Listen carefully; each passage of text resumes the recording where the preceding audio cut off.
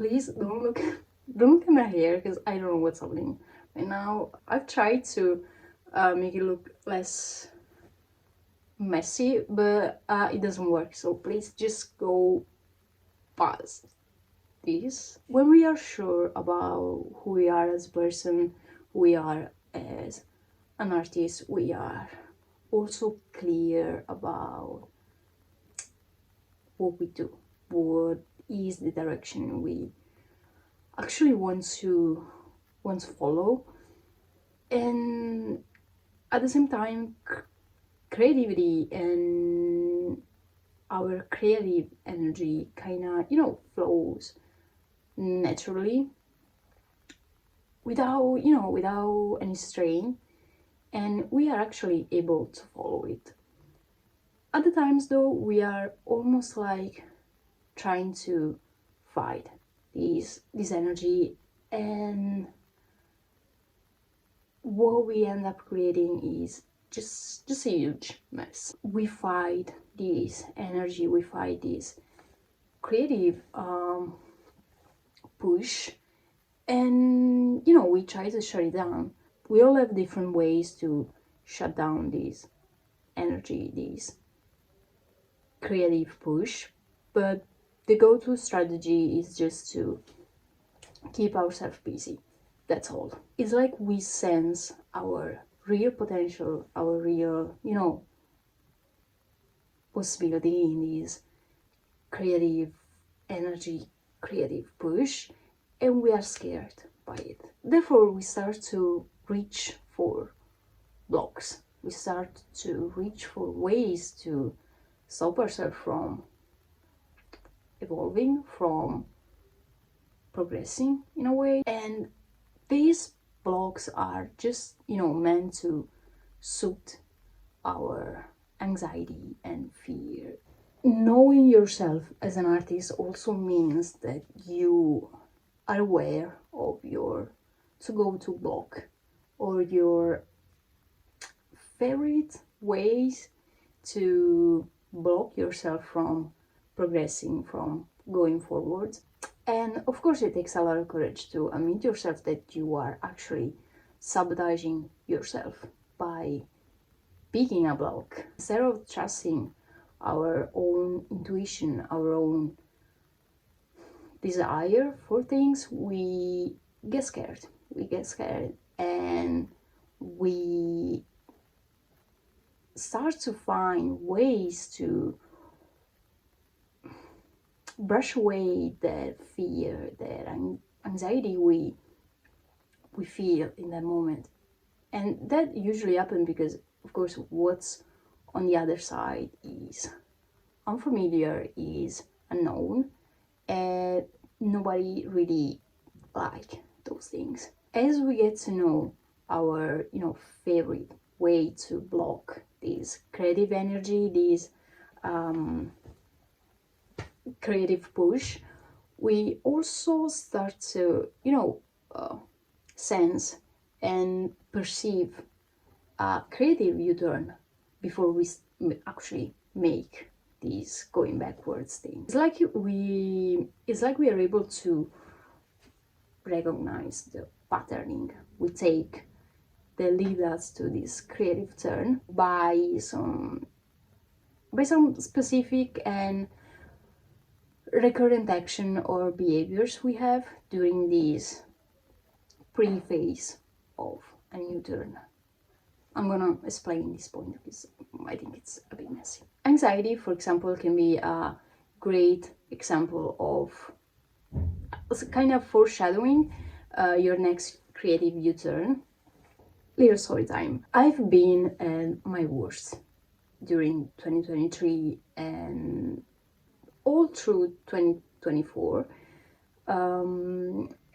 It was overall a bad, moment, a bad period for me. And during those years, I find myself dealing with, among other things, with a new and weird anxiety that wasn't like me. It was my first time, like, ever experiencing that kind of choking anxiety for the first time in my 26 years of life. I'm the type of person that managed to, work through anxiety and, stressing situation.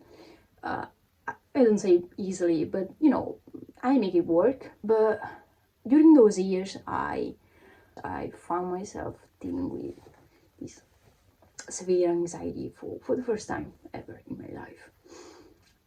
And I was already in a bad spot mentally for other reason. And I quickly developed this, let's call it a habit of canceling plans, like constantly. And the weird thing is that I quickly started to, showing up to the location of the meeting, of, I don't know, the event, being literally on the door of the room I was supposed to be in, and not be able to coming in. So I was doing for 2 years straight this thing. I was showing up to the location of the whatever I was supposed to do, not be able to enter the room, and going back home. That's for 2 years straight. And at first I wasn't, understanding why I was doing it, because it didn't feel like me. It wasn't a me thing, behavior. And I remember this specific occasion that kind of, made me aware of what I was doing, of how bad I was doing, that's not funny because I was actually fighting for my life in those years. That kind of made me, aware of the state I was into, I was,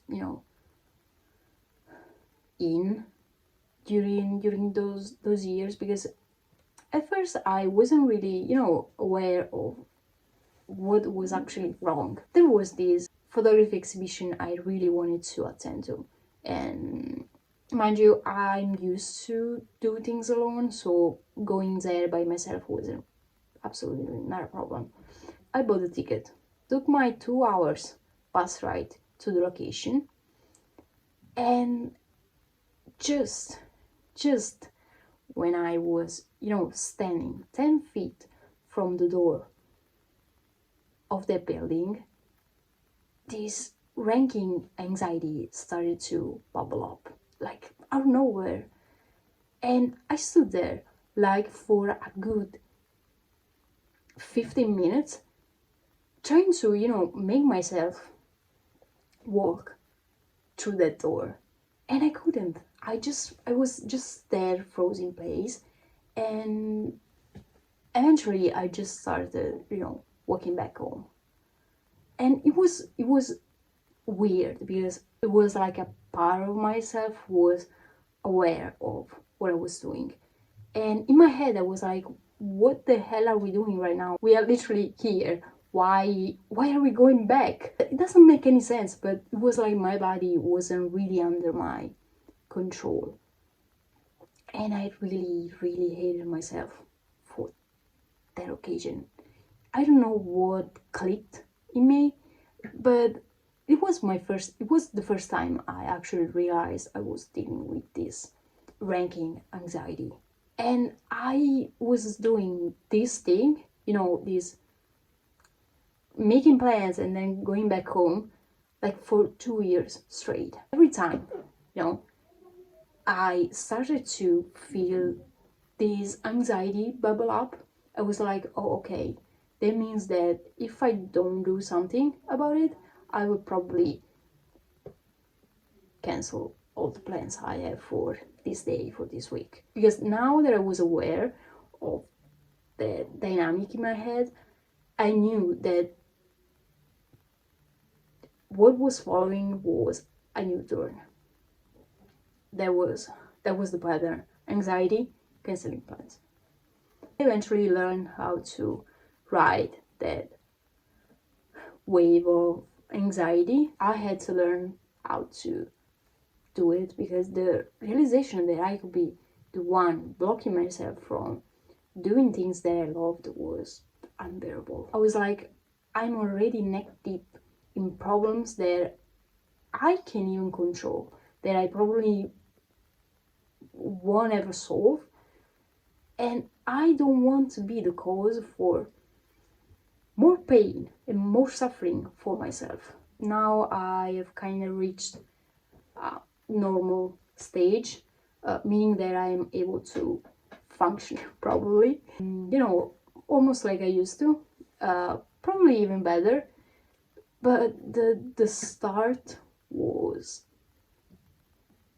harrowing, was not it. When you have some strong blockages standing between you and the life that you want, they almost become part of yourself. And when you try to take them off, when you try to remove them, it's like taking away a piece of yourself, literally. So that's why I'm saying the start, and confronting your fear, your own way of blocking yourself. It's another way to block yourself from doing some creative work is workaholism.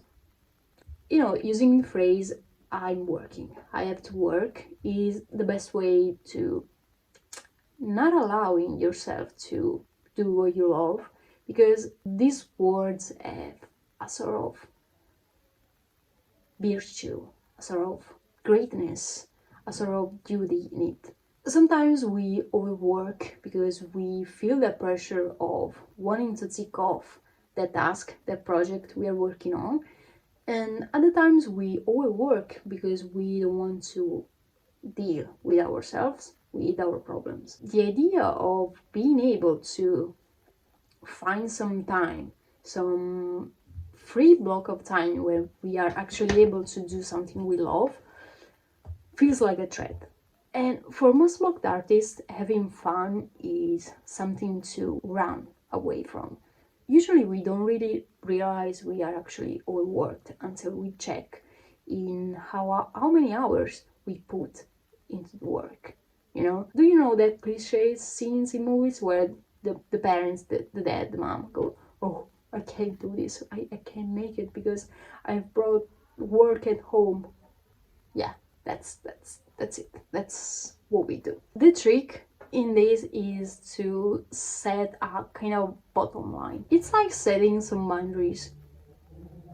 You got to.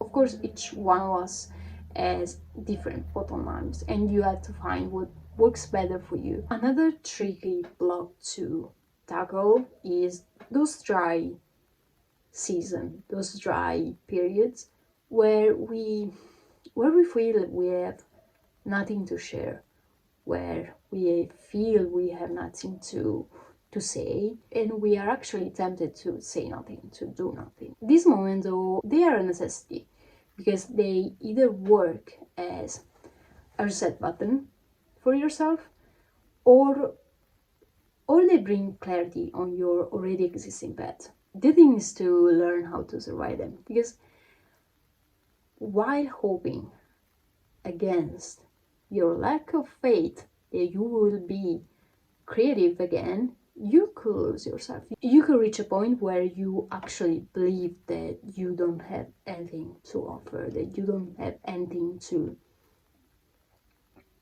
say, that you don't have anything good to share with others. And that's not true. Julia says that in those periods, the best way to keep your sanity is do your morning pages, is showing up to your pages and just write. Morning pages come to the rescue because they help you dispose those heavy and negative emotions you are carrying. There's something almost cathartic in writing your feelings down, and I'm saying this as a person who wouldn't give a penny to this kind of thing, but here I am. Pages after pages, you will realize that among all this pain, all this suffering, something starts to move, something starts to grow. A new idea, a new desire, a new option that you never considered before. Usually this happens always later than what we imagine and hope, but it works. You will find yourself moving again. Learning how to move again comes easily, especially if you, as an artist, let go of the concept of fame. Fame can quite hold you back if it takes over the whole creative process, and you start to take the how my work looks to them question as the only criterion of judgment. This is a quite complex point because, of the whole art requires the public to be considered. So, and especially if you are trying to make your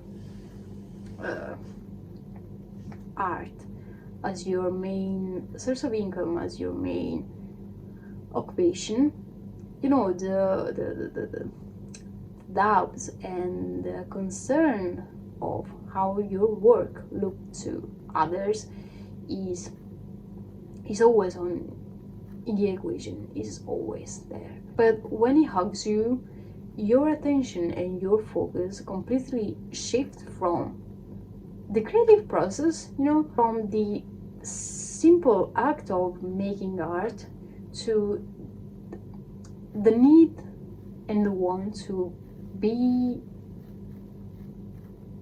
being seen.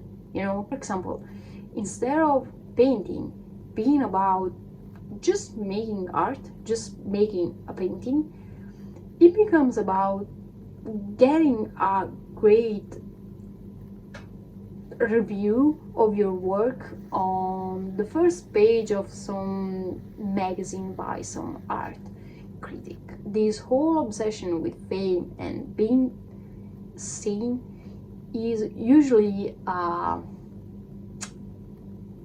lack of self-approval. So you should check in within yourself. You should check your relationship with yourself first, and start to learn how to be your first supporter. This leads to another complex aspect, which is the competition one. You open your Instagram, you open your TikTok, and all you see are persons who are doing what you love, what you would like to do, persons that are probably already ahead of you, persons that are going further and faster towards your goal. And this thing, instead of showing you, instead of proving you that it is actually possible to achieve those goals, makes you say, oh, I won't ever be able to make it because they are doing it. So if they are doing it, I can't. When it happens is usually fear speaking. We all know that comparison is the thief of joy, but comparison is also thief of work, because in the pursuit of wanting to be the best and the first, it can stop you from putting out any work. The desire to be the first, to be better than them, can kill that simple and genuine act of just be. It can sabotage our ability to carry a project to term. Art needs time to evolve. You need time to find your style. You need time to find yourself. Judging harshly a project that it's literally just born is insane. We are so addicted to the win now, win easy, to that instant gratification and approval from others that we forget to check within ourselves. You have to allow yourself to just create, to write badly, to paint badly. You have to allow yourself to just create without any expectation. Week 10 was heavy. I don't know, I'm feeling drained even now just from speaking. What I'm sensing right now is that they are overall the same topics, just in different font. Sometimes the book talks about the same things but from different perspective, and it helps you, you know, having and getting a wider and more precise picture of what you are or what you're doing, you know. So